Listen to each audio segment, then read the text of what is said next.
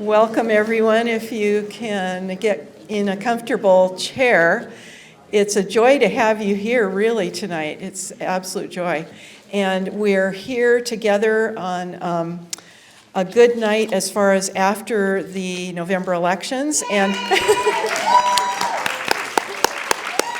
And Indivisible Tacoma saw some successes, which we'll talk about. But I want to ask the people in this room, I know that almost everybody in here did something to help with that success. So if you did something to help, for example, you knocked on doors, you donated, you spread the word, you went to a fundraiser, you put up a yard sign. What if you only just told two neighbors or reminded them to vote? Whatever you did, just raise your hand. See? Yeah. We're really pleased with the elections, and we will have a report for you soon. I can just say that Indivisible Tacoma has knocked tens of thousands of doors in this election, and many of the people out there have helped with that, and we mentor candidates. We are involved in analyzing who can we help the most with our support. And as I say, we'll have a report for you soon. And we have an elections team meeting coming up this Friday at the Lakewood Library. If you want to join us, we're already getting started on 2026. So come and join us at noon. So welcome from Indivisible Tacoma, and we're really excited that PSARA is a co-host with us on this important program. So hi, I'm Beth. I represent PSARA. We are the Puget Sound Advocates for Retirement Action, and we work on healthcare issues, retirement issues, economic issues, and we're now meeting. The last couple of years we got started down in Tacoma, and we meet at the co-op on the second Thursday of every month from 5:30 to 7. We'd love to have you come with us. And then Saturday, December 6th, we're co-sponsoring with Indivisible, an organization on Medicare, Social Security, and Medicaid, which is on here. And at the very bottom, there's a little tiny print that says, "When we meet at PSARA." Thank you. We also want to thank Dave Hackett, who's not here tonight, but he always pays for this space for us. We really appreciate that. And I'd like to have all the people in the steering team and the leads, because we have 27 people now that are involved in our leadership team in some way. If you would please stand so that we can see all of the people that are involved in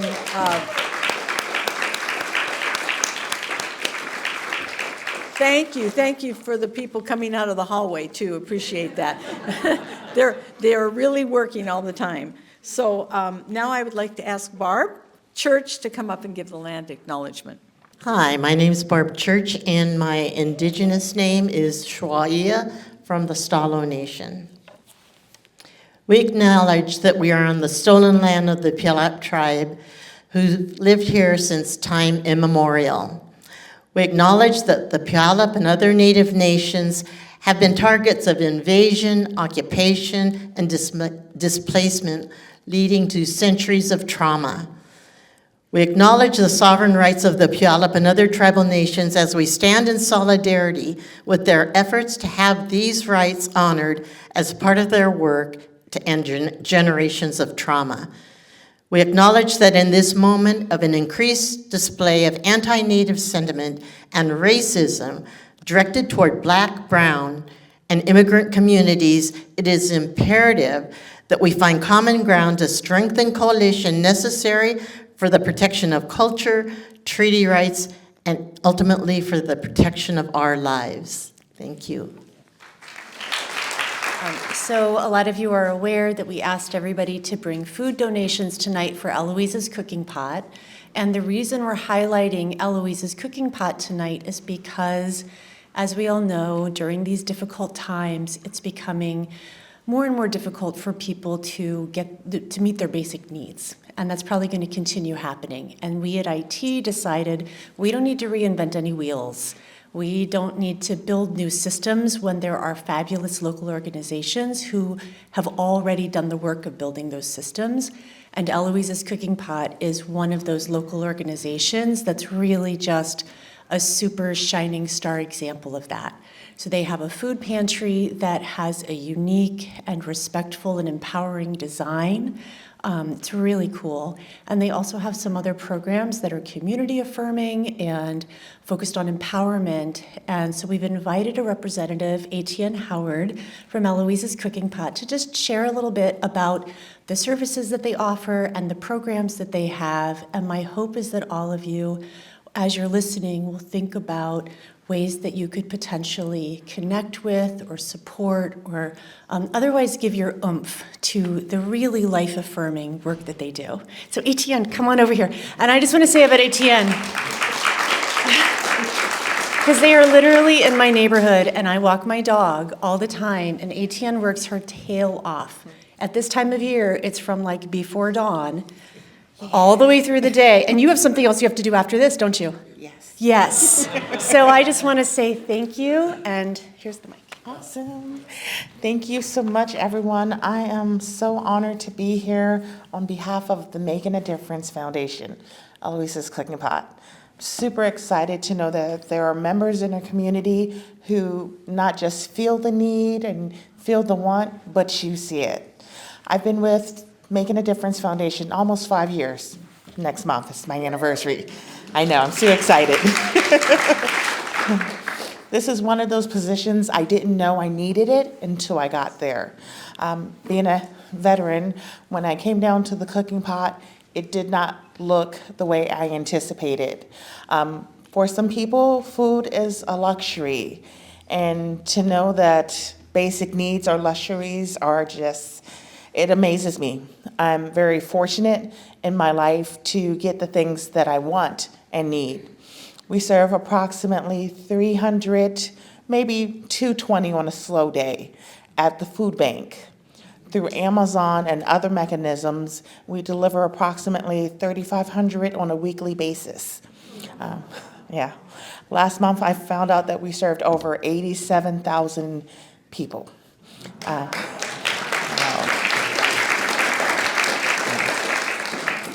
We have over 34 mini Eloises. So if you see some of the schools, we have many food banks for anyone who wants to come in.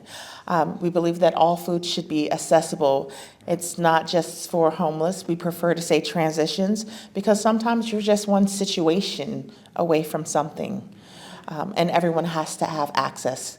Students, teachers, janitors, if you happen to walk on the side of the street and see our logo, come on in and partake. And if they won't let you, come and find me. We'll fix it.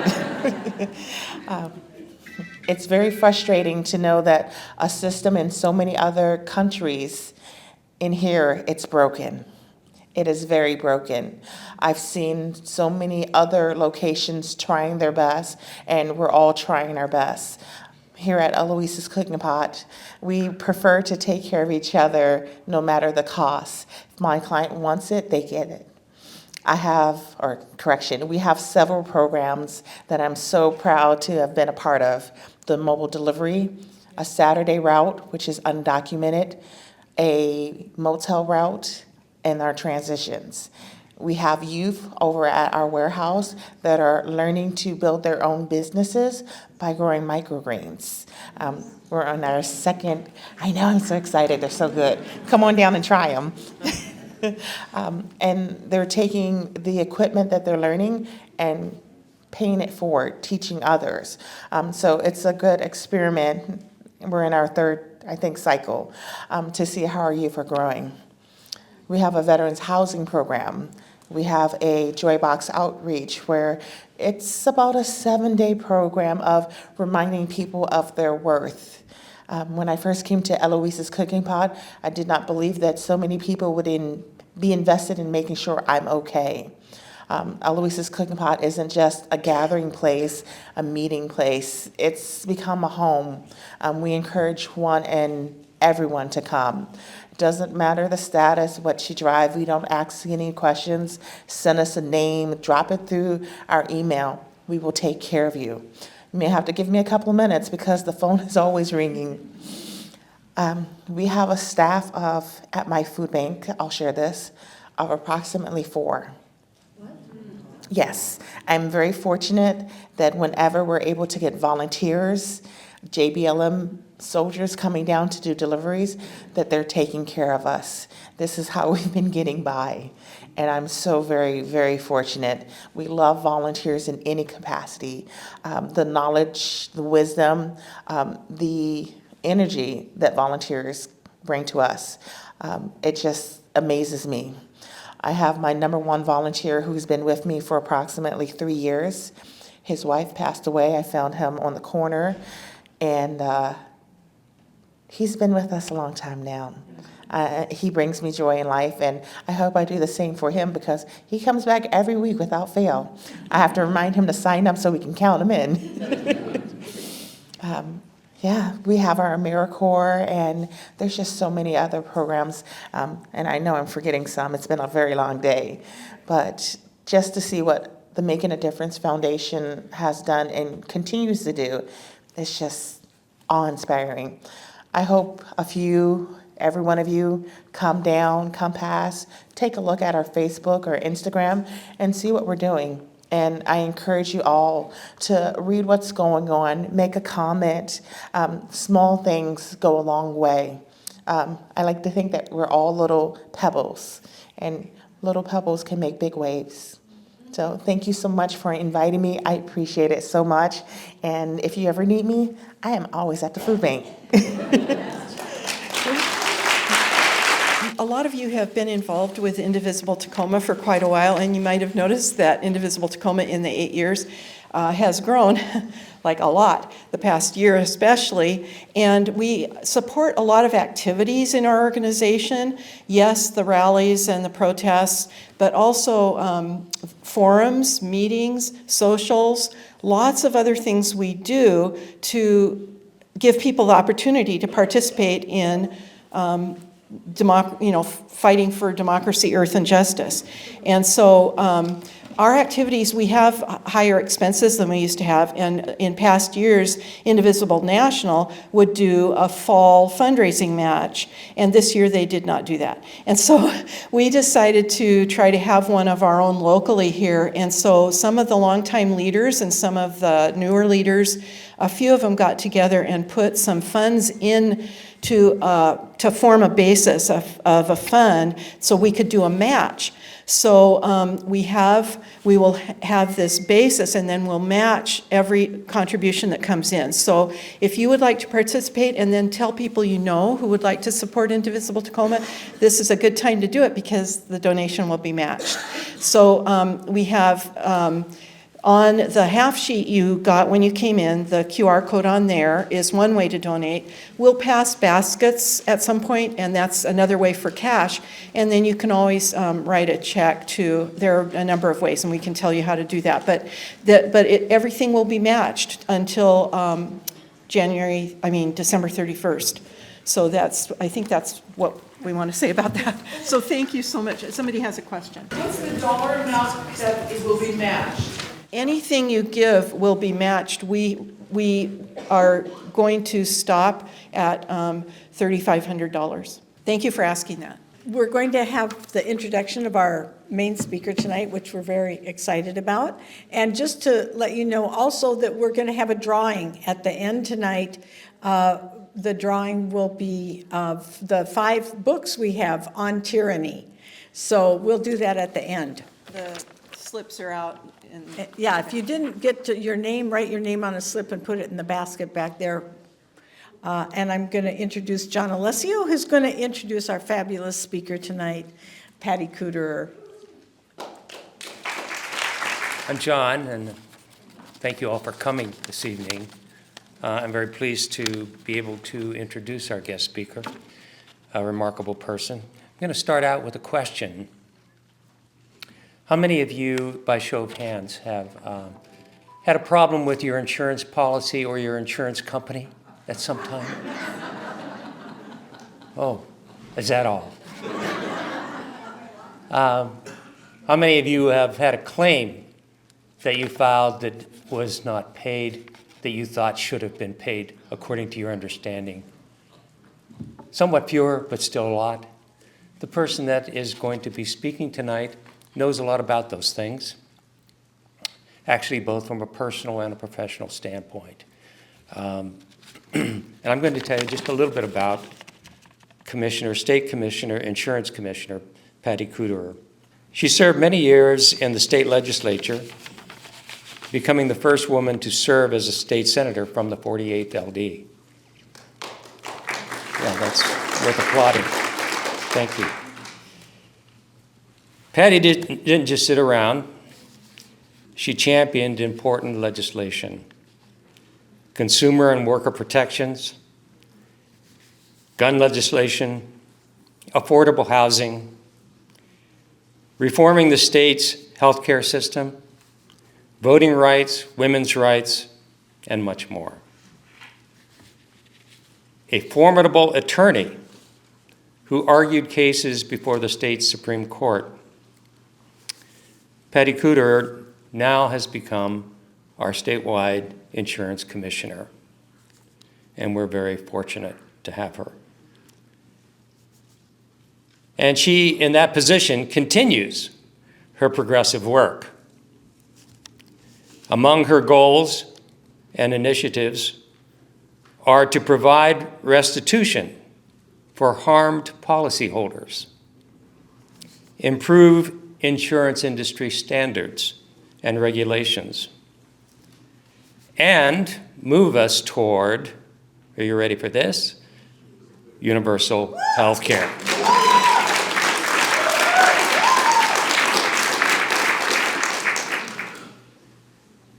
It should be no surprise that in the short time she has served in this position, she was just elected this year, she has been selected by her peers to serve as Secretary-Treasurer of the Western Zone Committee of the National Association of Insurance Commissioners.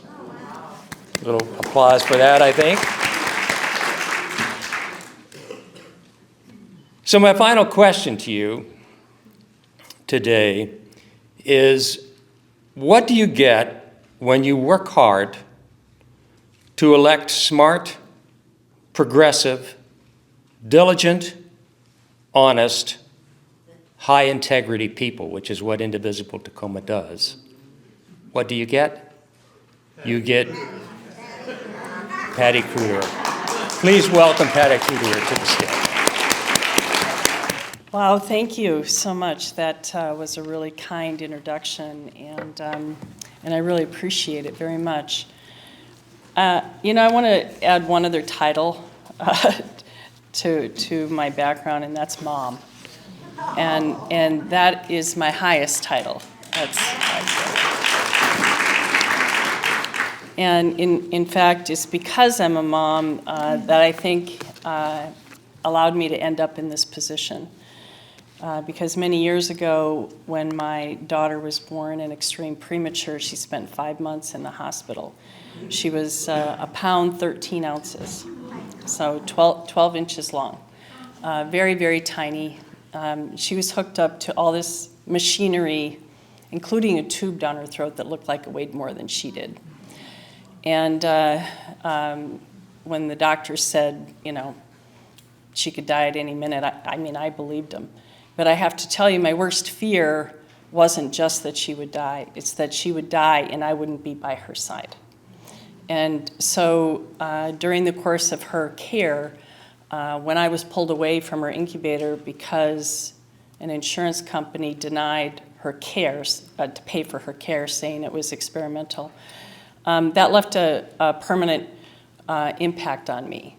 It changed my worldview. Up until that point, I had taken for granted health care.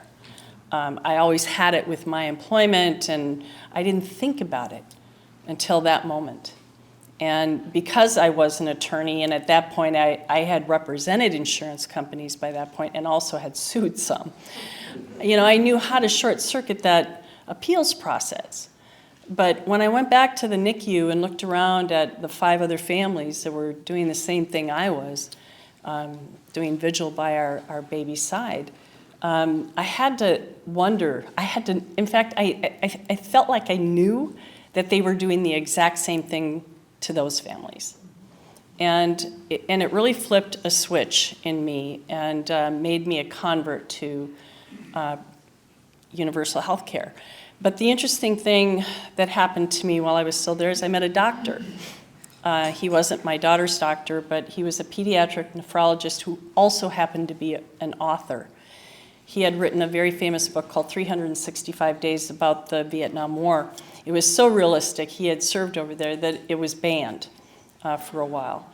And he was at that time writing about our failed healthcare system. This was in 1993. And he hired me to work with him on getting his writings published about why the United States needed to move toward universal health care. And so not only did I get to read what he wrote, I got to research other countries and what they were doing. And I kept coming back to the question of why in the greatest country in the world, as we like to believe we are, right? Why we didn't provide that basic fundamental right to our citizens, right? To people who are in our country. And, it really put me on this path. I never thought I would end up a quote-unquote politician. I consider myself the accidental politician, or public servant is probably more accurate of how I would describe myself. And as luck would have it, I was a PCO, like I'm sure many of you either are or have been. So you know what that work's all about. And as I got more involved in my local legislative district party, when there was an opening, they all just looked at me and said, "We want you to do it." So I hadn't really thought about it, but I was asked to step in. And that's when I started thinking about myself as maybe I could do something good for everybody in this role. And started out in the House. I got appointed and won my race in 2016, and then I was immediately appointed to the Senate in 2017. And that's how I became the first female senator from the 48th, right? And I have to tell you, my response to that was, what took them so long? Anyway, and I ended up, working on a lot of healthcare issues and working with the Office of the Insurance Commissioner, which I had done before anyway as an attorney, but working with them in legislative capacity, I really got to understand how important that office is. And as I was working with staff on trying to come up with how do we move toward universal health care, they told me that, really, Senator Kuderer, that needs to go through the Office of the Insurance Commissioner. So that's how I ended up there. Blame the staff. And right now, when I started in this job in January, I had a different idea of what I was going to be working on than what I'm working on now. And that is in large part due to the incredible dysfunction out of the other Washington. And it's almost like every morning I wake up and another issue has been put on my plate. I mean, right now we're in the middle of open enrollment in the healthcare marketplace. And I know that premiums have gone up for a lot of Washingtonians because Congress has failed to extend the enhanced premium tax credits, which may have been a temporary program, as they like to say right now, but that's a temporary program that the data tells us works. So in my mind, that's a program you want to make permanent, not get rid of. And so I have been very actively engaged in trying to get Congress to extend the enhanced premium tax credits. I've been working closely with our delegation and through the National Association of Insurance Commissioners, which is made up of all 50 states and the U.S. territories. And we were united on this issue, that it should be extended. So this should tell you this is not a partisan issue, right? This is a healthcare issue. And what those enhanced premium tax credits did is it expanded access to healthcare to people who before could not get into healthcare plans. And that's a good thing, because now you have more people in the pool, and it has a stabilizing effect overall on premiums. So we have been very actively engaged in trying to get them to move in that direction. And unfortunately, some Senate Democrats decided that they would rather not hold out any further and just go forward on a promise that they'll talk about it. Yeah, not a move I would have made, just saying. But I will say that we were already preparing for that if that were to happen at the Office of the Insurance Commissioner. So back in March, we had asked the companies to submit 2 sets of rates, one without the enhanced premium tax credits and one with. So we are ready to go if they make that decision. We work closely with the Health Benefit Exchange to make sure that they were on board with this as well. We also did an emergency rule that aligns the premiums that we're hoping will help us move the needle on how many people will actually lose their health insurance down, will actually lessen the number. So with the Affordable Care Act and with those enhanced premium tax credits, Washington moved from having an uninsured rate of 15% roughly to under 5%, which is way better than the national average. Yes, and we'd like to keep it that way. But we need the other Washington to act, and we need them to stop playing political games with people's health care and start looking at this as the emergency that it is. But I will say this, it doesn't take any, special talent or courage or intelligence to break things, right? Those things are needed when you're rebuilding. And those things are needed along with vision on how we can make this system better. Because, quite frankly, even before the current administration got in, the system wasn't working. Healthcare was not working for patients, and it wasn't working for providers. And I think there's a better way. And so when I was in the legislature, we did create the Universal Healthcare Commission. I sit on that commission along with my delegate. And I'm committed to moving us in that direction. So we are taking steps and talking to other commissioners about how can we collaborate? How can the states collaborate together to make sure that folks have access to health care? So those conversations are taking place right now as we speak. It's not going to happen overnight, but if you don't have people who are even interested in moving in that direction, it's never going to happen. So just know that that is a deep-seated goal of mine and one that I'm immovable on. So as long as I'm in this position, I will be working toward that.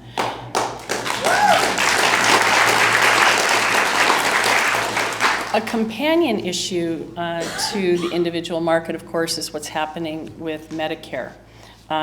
We launched a new Medicare open enrollment jumpstart toolkit. I brought some here tonight for you to pick up. We have them in 14 different languages. I brought 2, English and Spanish. But I would love you to take a look at that. It's to help people who've never had Medicare and those that are looking to change the type of plan that they have, get ready for open enrollment and to make an informed choice. When I was going around the state talking to folks, healthcare was the #1 issue I heard about. And of that, about 50% of the complaints I heard were about Medicare Advantage plans. Now we don't, obviously Medicare and Medicare Advantage plans, those are regulated by the federal government, but we will take in complaints and we certainly want to make sure that people are informed.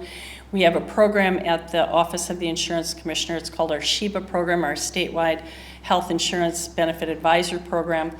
And it was the first in the country, just like our Jumpstart Toolkit is the first in the country.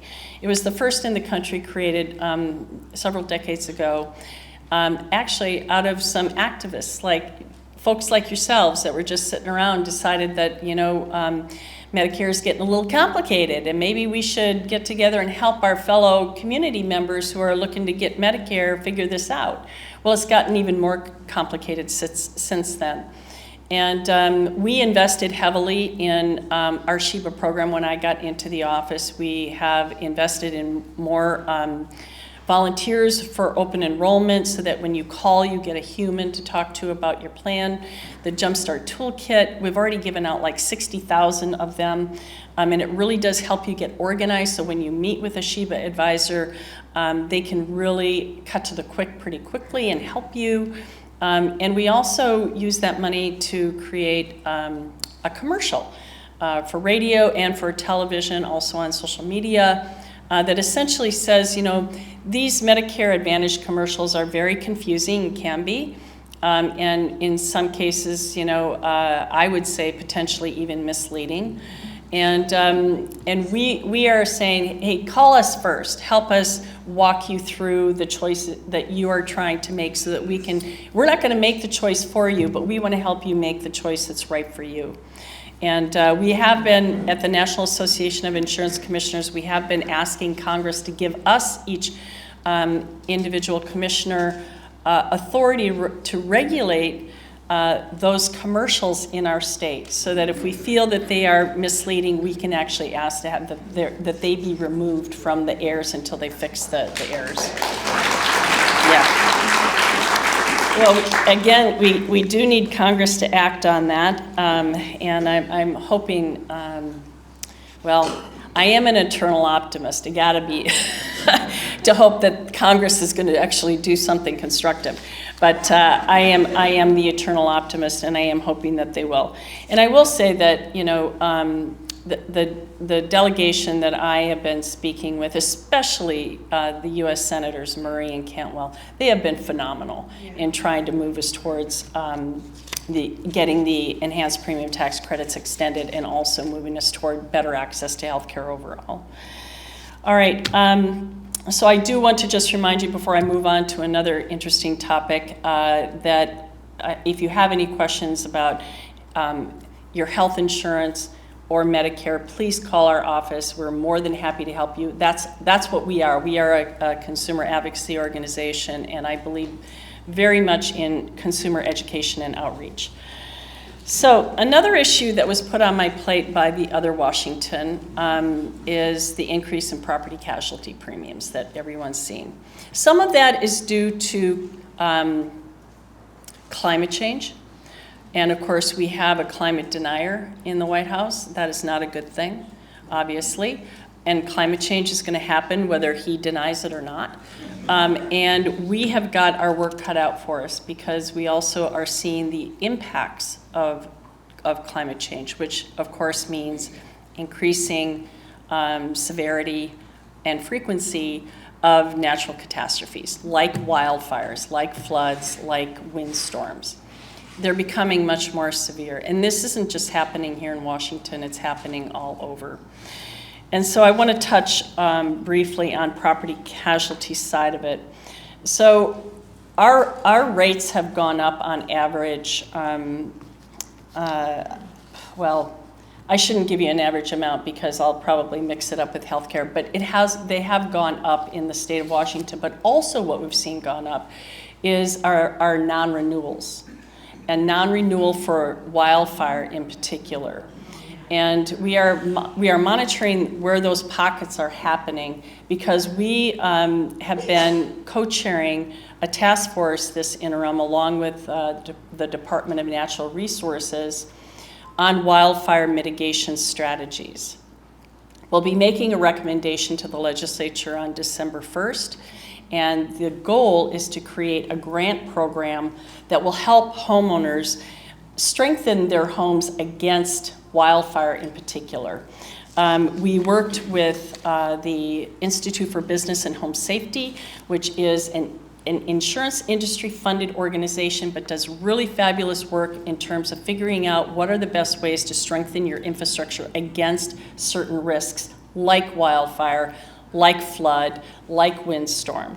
We know Alabama was the leading state in terms of adopting a home strengthening program against windstorm in particular. We've got 10 years of data that shows that the experiments and the research that went into the Institute for business and home safety, that they work to reduce the impacts of windstorms. And they have the same thing now for wildfire. So we'd like to adopt those standards here. That's going to be something that we're going to be talking to the legislature about. But we also know that it's hard for homeowners in particular. So the grant program is going to be really critical so that they have access to funds to help them, strengthen their home and get this certification through IBHS, assuming the legislature is able to pass those bills at this session. I will say too that it's not just enough for a homeowner here and a homeowner there to do that. When I toured the Pacific Palisades fire area and Lahaina, we saw firsthand there were homes that had invested in wildfire mitigation, and they were still standing, but they were surrounded by rubble, and no one's going to go back to that. So it's really important for us to be making sure that whole communities are also investing in infrastructure hardening. And that's something that I have been doing with a program that we call Community Connect. Staff and I have been going around the state. We've been doing this with healthcare too, but going into communities and talking about these programs and the need for homeowners in particular, when it comes to property casualty, to be more informed about the dangers of wildfire, the dangers of flood, and windstorms. So we're hoping we are going to continue the Community Connect program. We've been, out to Spokane and Yakima and down in the Cowlitz County area up to Port Angeles. So we've been around a little bit. We have more. We're going to cover the whole state by the time I'm done with my first term, that's for sure. And we want to make sure that people have access to this information. The other thing we're going to do with the wildfire piece in particular is we want to improve transparency between the insurance industry and homeowners on their wildfire risk score so that they have a better understanding if they are in danger of wildfire, and if they are, what steps they can take to mitigate that risk so that they can maintain insurance. We still have a fairly robust market here in Washington for property casualty, so our insurer of last resort, which is our FAIR plan, our Fair Access to Insurance plan, we don't have as many people on our plan by any stretch of the imagination as like California does right now with the experience they're having with their wildfires. We want to keep it that way. We don't want the state plan to be the main plan. We want to have a robust, healthy, competitive insurance market. And so we think that with this mitigation program in place that we'll be able to help strengthen our market overall, and that will have an impact on reducing premiums. So on our legislative priorities, the Wildfire Risk Mitigation Fund program and the transparency bill, those are two of our priorities that we'd like to get passed this next year. We know that will benefit homeowners, and we know that will, like I said, benefit people overall because it'll have an impact on the market. Another one you heard John mention is the restitution and fine bill. This was a bill that was introduced last year, got out of the Senate and over to the House, and unfortunately died in the House Consumer Protection and Business Committee after an anti-consumer amendment was added to the bill. Some legislators that I know decided that was a bridge too far to add that amendment, and so they voted the bill down and it died in committee. I was actually glad that it died in committee because that anti-consumer amendment was so bad, it would have been incredibly bad policy that I would not wanted to see that get out of committee. And what that bill does, two things. One is right now, if you're harmed by an insurance company, if they don't voluntarily return your money when they violate the law and you've been harmed, then you either have to go into court and find yourself a lawyer, depending on how much it is. You may not think it's worth it, and you might just be out the money. I don't think that's fair. And so I have asked that the legislature give me the ability, when we find that an insurance company has violated the law, that I can say, and you pay back your insureds that have been harmed, so that you don't have to go into court, so that you don't have to forego the money that you lost.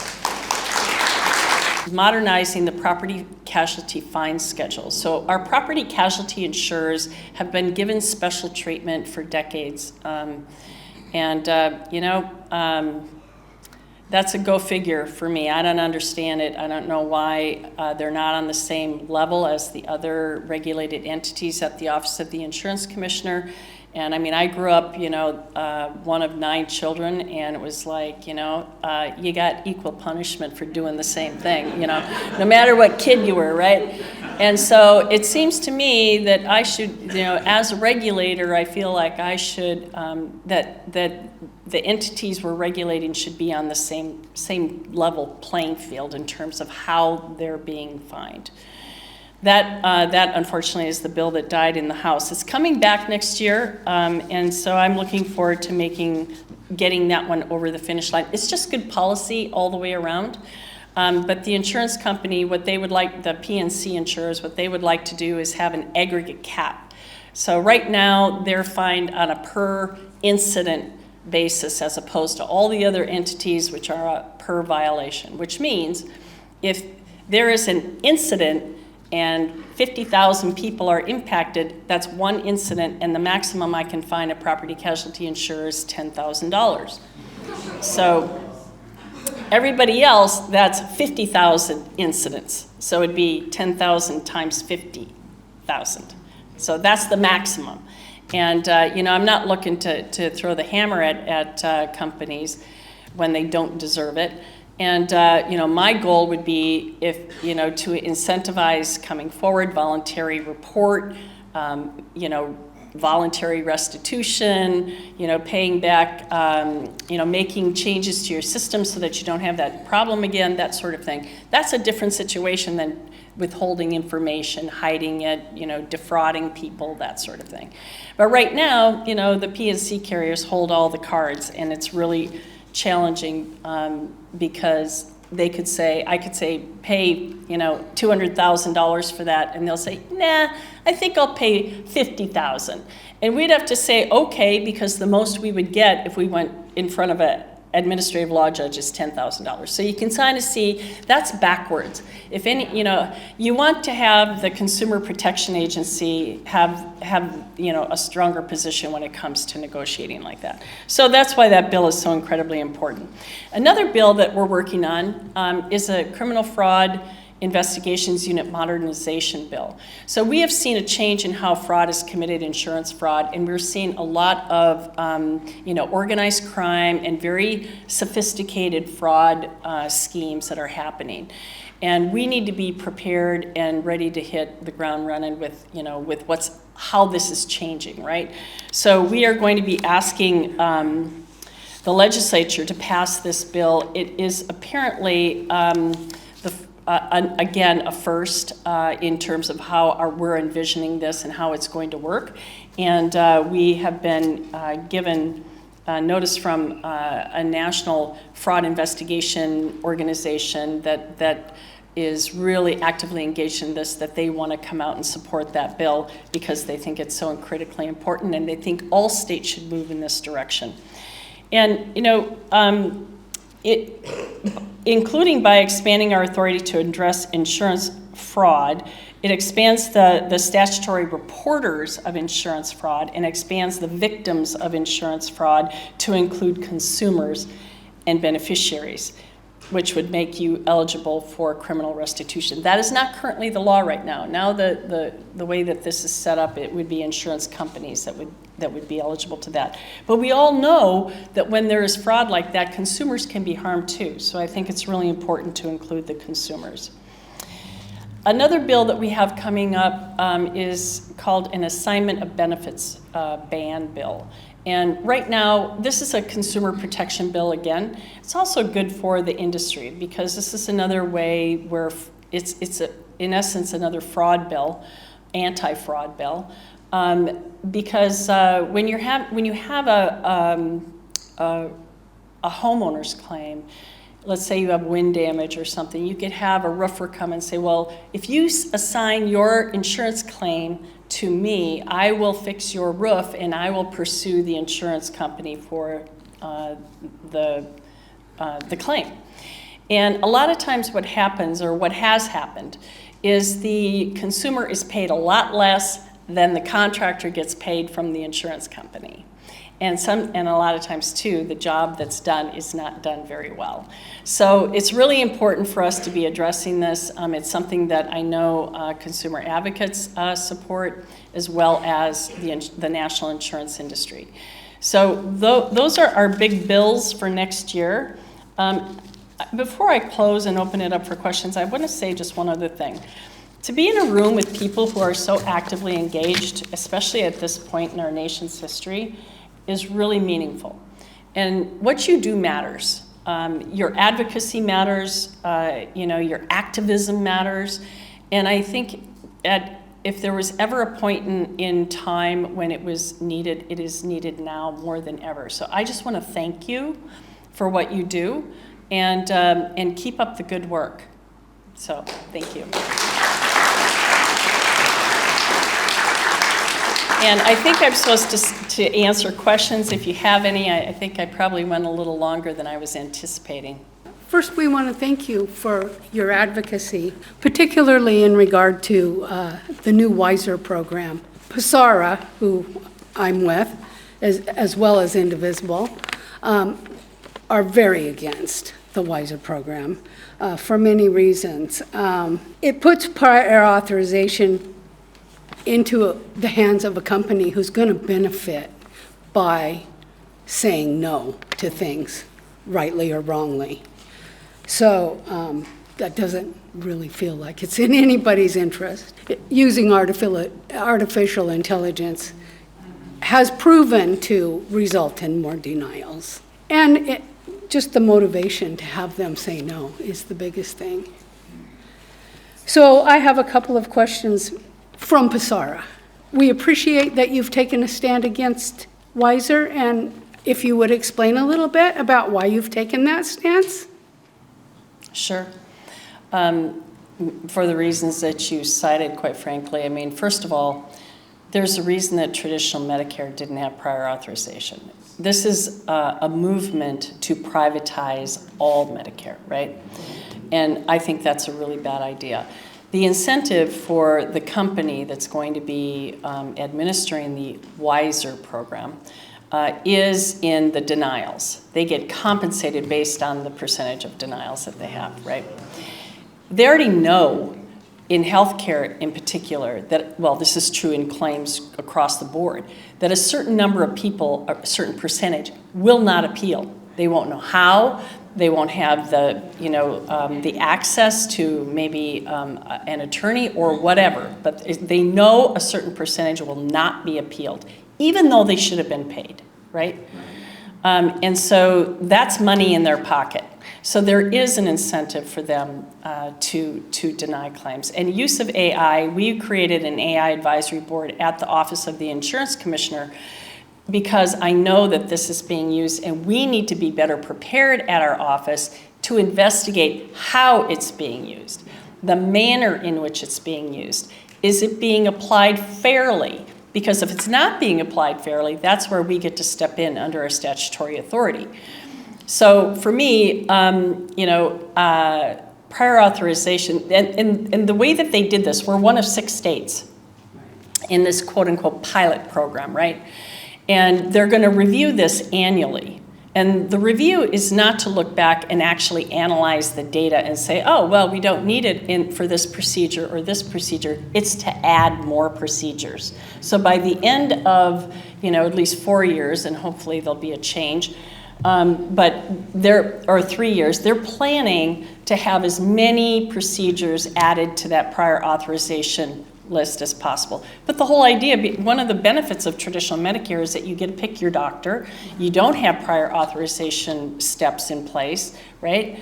And so it's less of a separation between Medicare and Medicare Advantage, which has its own problems. So that's why I'm against it. And I've been very, very vocal about that. There will be your meeting of the National Association of Insurance Commissioners in December. Will you be bringing a resolution opposing WISER to that meeting? That is a really good question. I will likely bring it up at the Commissioners' Roundtable as an issue to be discussed. The NAIC is a consensus organization. It's not majority vote. And we do not have consensus on this issue. As I'm sure you can understand, there are going to be some states that would love to see privatization of everything. So a resolution would be it wouldn't work. So I don't see the benefit in doing that. But bringing it up as an issue to talk about at the Commissioners' Roundtable is something I will commit to. Hi there, my name's Josie. I'm a clinical occupational therapist in home health. I headed here right after work. I've been practicing in Washington State for the past decade, and as such had to bear witness to what I would personally probably regard as human rights violations, and with Medicare Advantage plans in particular, often proposing rapid discharges that leave my clients, particularly with strokes, in really precarious situations. I was just curious too, if I'm working with clients that maybe have concerns about that, like what the first step that you would recommend on a state level of getting information in regards to concerns about that. And then, sorry, I'm sneaking another one in. I work also, I have clinical doctorate, and I've been kind of concerned about the way that clinical research gets utilized often to deny claims based on what's regarded as evidence-based. My concern there is that often our clinical trials are given these idealistic standards without taking into regard the strained context of the U.S. healthcare system. I know in Washington State, through the leadership of Bill Gates, we have implementation science as an answer to figuring out how we actually apply evidence-based practices under realistic settings. And so I'm curious, in your leadership as an insurance commissioner, would you pursue looking at implementation science models in terms of most often, in my experience clinically in the past 10 years, we've rarely been able to implement evidence-based practices. We haven't had sufficient support to implement them. And so it seems like denying them on that guard, it seems to be a big part of the problem, and it doesn't get come up very much. So I thought I'd get your thoughts. Well, what I would say is that would be a legislative issue, and it would only be for plans that the state regulates. For MA, our authority is limited there, but I still would ask people to, if you have a complaint about it or a problem with it, to let us know, because at the very least we can put you in touch with the right people who could possibly help. I mean, I'm very fond of saying that most people hate complainers, but we love them. So we want you to file your complaints with us, and we redid our website to make it much easier to file a complaint. Your website would be the one. Yes, to go with that, and in the evidence-based or implementation-based protocol, that's something that's plan design. We don't do plan design at the Office of the Insurance Commissioner. That would be something that the legislature would have to take up. And that would be through, like I said, that would only be for state regulated plans, not for Medicare and MA. So, big question. So, Medicare Advantage person here, right? I don't like any of the insurances, but I have heard about many of the plans are leaving our state in different counties, and according to other states, some counties in other states don't have any Medicare Advantage plan. I was looking at Washington map. Some counties are losing 7 or 9 or 21 or something. I don't miss them, but I just want something else. What is Washington State doing actively to continue to help us seniors be able to have either that continue or something even better, just to take care of us? Because my fear is now, like multi-care's expanding so big now, and they're saying, oh, no more PPO programs. They won't take insurance as of 2026 unless it's an HMO, and Franciscan's chopping up this. So they're backing us into a corner. And I fear that if the Medicare Advantage is going, which goodbye United Healthcare, I don't miss you, but is something in the works to replace any of that or keep us, take care of us? That's what I want to know. Well, you raised a really interesting point, which is the consolidation in the healthcare industry. And, the healthcare industry is exempt from federal antitrust laws. but they're not exempt from, they're exempt. And consolidation was listed as one of the key factors in why our healthcare rates went up this year. That and increased utilization, the uncertainty out of the other Washington, those were some of the main cost drivers. But they're not exempt from state antitrust laws. And I think that is something that needs to be looked at. But I think, and there's also the problem with private equity coming into the healthcare industry. And there's a bill in the legislature that my office is supporting. It's called the Corporate Practice of Medicine Bill that will give us the ability to look at when private equity is owning healthcare industry. They have a different goal than say yeah, exactly. They're in it for the money. Well, we're the only for-profit system in the world, right? Yeah. And I got a real problem with for-profit system. So.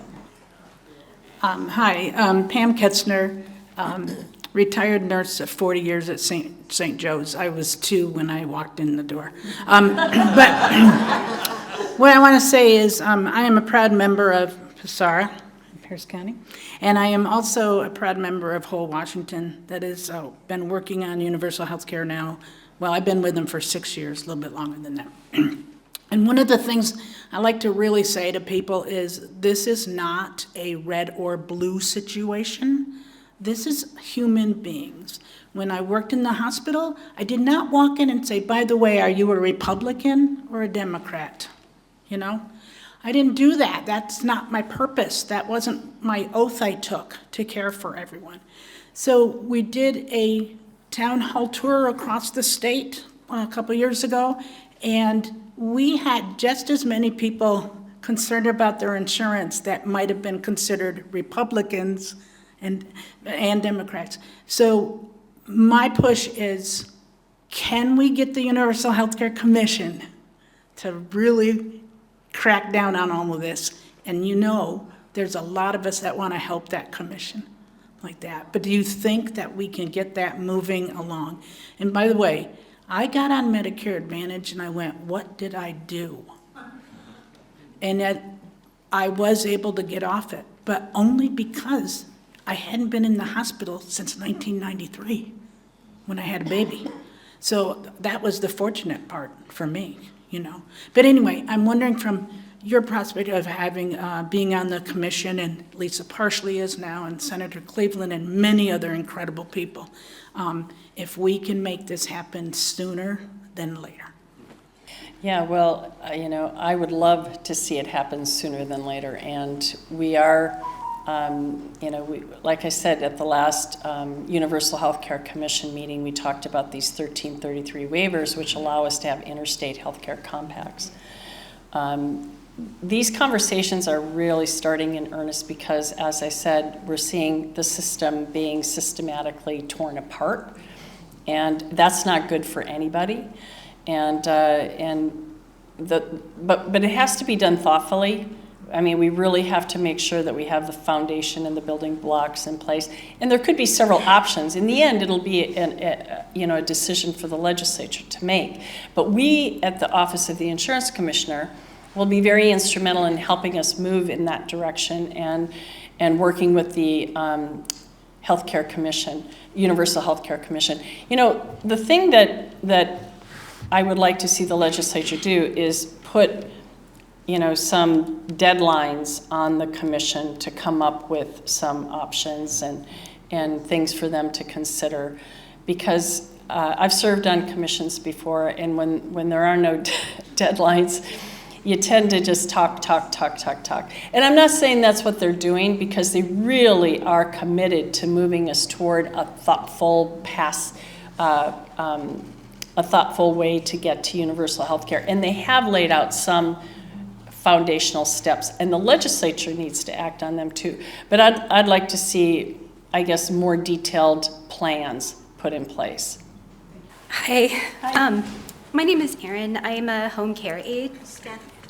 I'm a home care aide here in Tacoma, and I think a lot of people don't realize that Medicaid provides in-home care for low-income folks. And so I think you probably see where this is going, with these huge cuts to Medicaid. I was hoping maybe you could speak to how Washington State might be able to fill in that funding gap. And I also, just because I'm in a room full of politically active people, we've been getting emails from our union to contact our representatives, our governor, about, being able to fill in that funding gap so that we can maintain that care for people. It's good for our healthcare systems, keeps people out of the emergency room, keeps people in their homes that otherwise might not be able to. And two of my first clients were homeless. And it hugely stabilized their life. So I'm just wondering if you could speak to that. Well, you're right. They're also cutting Medicaid, which is just another, gigantic challenge that the legislature is going to have to face next year. And it's not going to be a good fiscal year again. The budget's looking pretty tough again. They've got some tough decisions to make, which also just speaks again to the problems in the healthcare system overall. For some people, Walk Cares is going to be very helpful. How many of you know about Walk Cares, that program? It's visionary, and it was a first in the nation. I was proud to vote for that bill. But that's up to 6 months. Right now, what we're doing at the Office of the Insurance Commissioner is we're reviewing and approving complementary plans that go beyond that 6 months that insurers are coming up with. And it was the long-term disability industry that really was very supportive of Walk Cares in the first place, because it would help underwrite their business. But it also extended our Medicaid dollars. So that was another way of us being able to make sure that those Medicaid dollars got to the folks that you help, as opposed to someone who could use the Walk Cares for 6 months if they had a broken leg and were laid up for a while, that sort of thing. So I think the system clearly is not perfect. We need to do lots more work on it, and it's going to take time. But just know that I'm going to be there every step of the way, working toward that as a goal.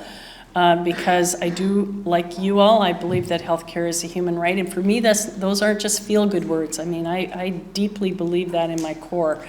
And I'll do everything in my power to help us move in that direction. So thank you so much.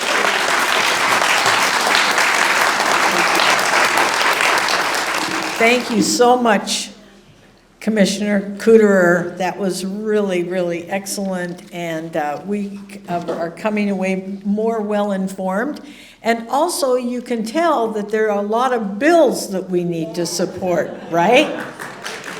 And we have a legislative action team, and we're collaborate with PSARA on a lobby day, and we have a tool that we can use that is really excellent, where you can sign in and support a particular bill on the very day that it's coming up in this committee, or oppose a bill.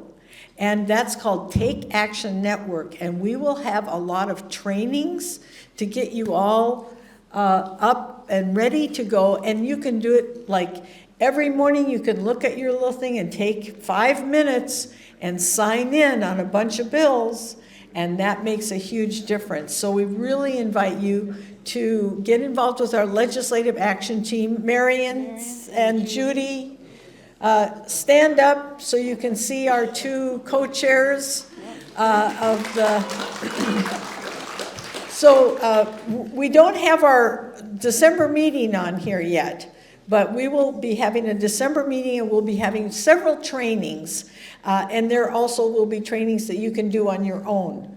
And you can sign up and have your own dashboard so that you can look at all kinds of bills. The healthcare bills will be there, but there'll be all kinds of other bills as well that you can support or oppose. And then I just want to remind you to be sure and look, you all have the upcoming events. And our next meeting here will be on December 10th. It will be on, we have another really excellent immigration speaker coming. So I hope that you will come back and join us on December 10th. And we have a lot of hot issues going on in Tacoma with the Tacoma for All. They're trying to take away the Tenants' Bill of Rights. And we don't want that to happen. We want to make sure that we can support that. So those meetings are on here as well. And as I mentioned, the election team. So stay tuned. If you're not a member of Indivisible, be sure and join, and then you'll get on our newsletter list. And then all of the events will be on there as well.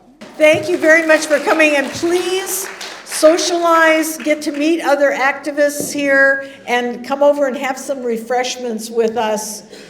We have some nice things for you to nibble on.